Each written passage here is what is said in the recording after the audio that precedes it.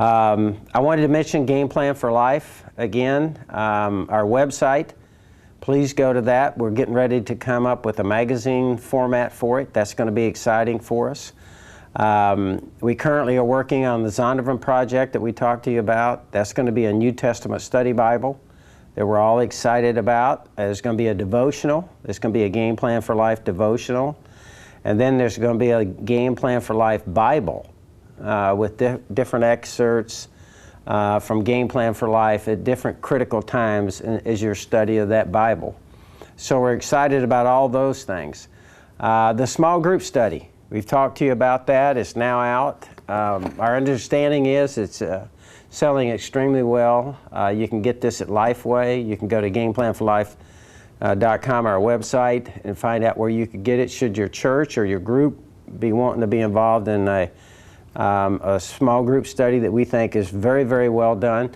We shot a lot of it here on the racing premises, and they're the lead-ins to the different studies on, for that week.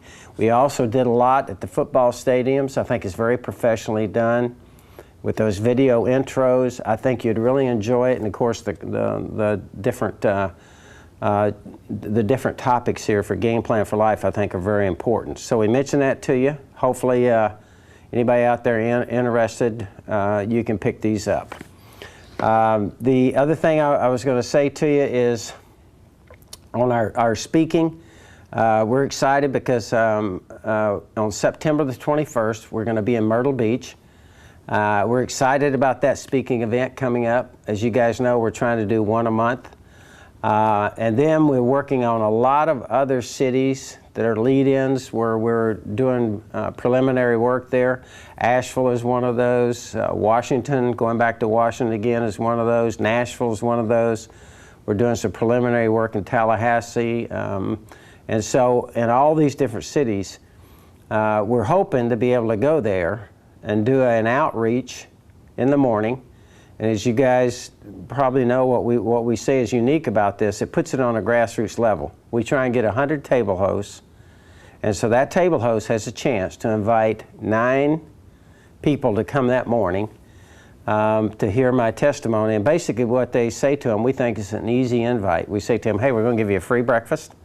We're going to give you a free book, and we'll autograph the book if you want, and it's going to be at a very nice place in that city. And we only ask, hey, if you're coming all you got to do is get up early and come for an hour and 45 minutes.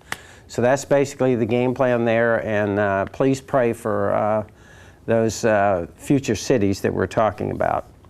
One other little thought I was going to leave with you. In Mark, in the 6th chapter, basically what it says there, again referring to the disciples and being on the sea.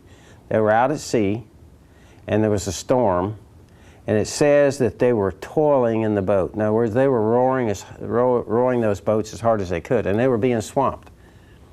And so in the middle of all this, basically what it says in this chapter is this: Christ saw them toiling.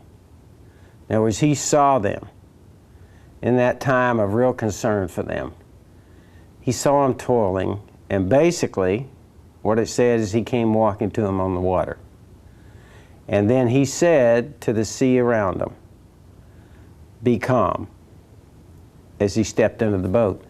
And basically, the point I want to leave with you, how many of us are toiling right now? How many of you, and it speaks to me, what I share with you guys each week really is something that hits me. Right now, are you toiling with something, struggling with something? Then I think we can take encouragement, as it says in Mark in the 6th chapter there, that Christ sees us toiling. He can do all things. He knows every single thing about us. He's all-knowing, he's all-powerful, and he's all-loving. He sent his son Jesus to die on that cross for you and I. He sees us toiling. If you're toiling, I would say to you, turn to him. And the great thing there is, you talk about a love and a love that God has for you and I. You know, he was willing to sacrifice his only son. He came to this earth, lived a perfect life, and allowed him to be crucified on a cross. And stop and think about that. Christ and God, they can save anybody.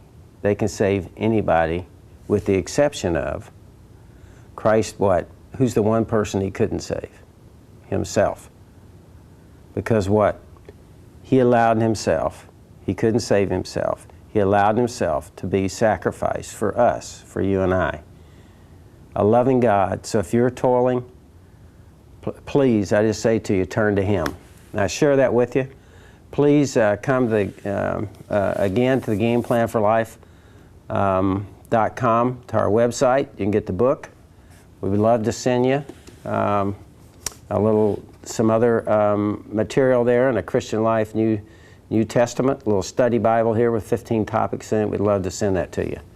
Thanks for joining me.